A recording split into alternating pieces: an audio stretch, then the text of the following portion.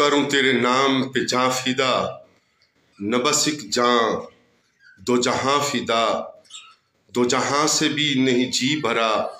کروں کیا کروڑوں جہاں نے۔ 15 مارچ کو تحفظ ناموس رسالت صلی اللہ علیہ وآلہ وسلم کے طور پر منانا، اور صرف ایک یوم نہ منانا بلکہ مسلمان کے لیے اور ذی وقار ذی احتشام مسلمان کے لیے ہر سانس اور ہر لمحہ تحفظ ناموس رسالت صلی اللہ علیہ وآلہ وسلم کو اپنے ایمان کا لازمی جز سمجھنا، یہ انتہائی ضروری اور اہم عنوان ہے۔ جبکہ بلاسفیمی کی جو صورتحال، سوشل میڈیا پر کارٹونز کی جو صورتحال اور ناقابل بیان قسم کے انداز امام الانبیاء صلی اللہ علیہ وآلہ وسلم،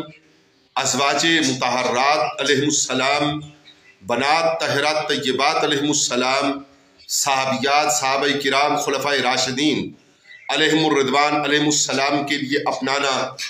شیطانی قوت اور دجالی فتنہ کا ایسا گھناؤنا فعل ہے کہ جس کے خلاف جتنا بھی غم و غصہ کا اظہار کیا جائے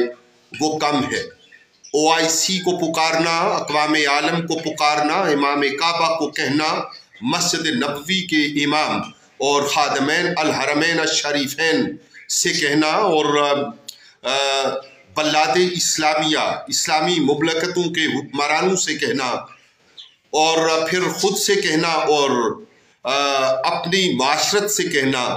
کس درجہ بندی کے ساتھ کیا کہا جائے اور کیا نہ کہا جائے۔ کتابیں اور دفتر لکھ دیے جائیں تو کم ہیں، یوں کہیے کہ زندگیاں ہو گئیں ختم، قلم ٹوٹ گئے،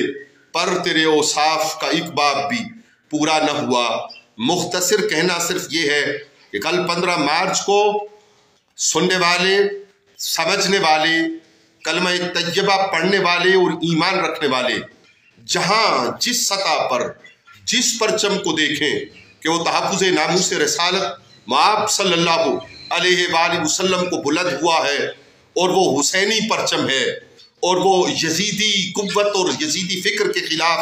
سر بلند اہل اسلام کا پرچم ہے، تو اس کے سائے تلے اپنے جذبات کا، اپنے احساسات کا اور اپنی ایمانی قوت کا اظہار کرنا از بس لازم ہے۔ رب العالمین اس کوشش اور کاوش کو رمضان المبارک کے مقدس ایام میں سب کی طرف سے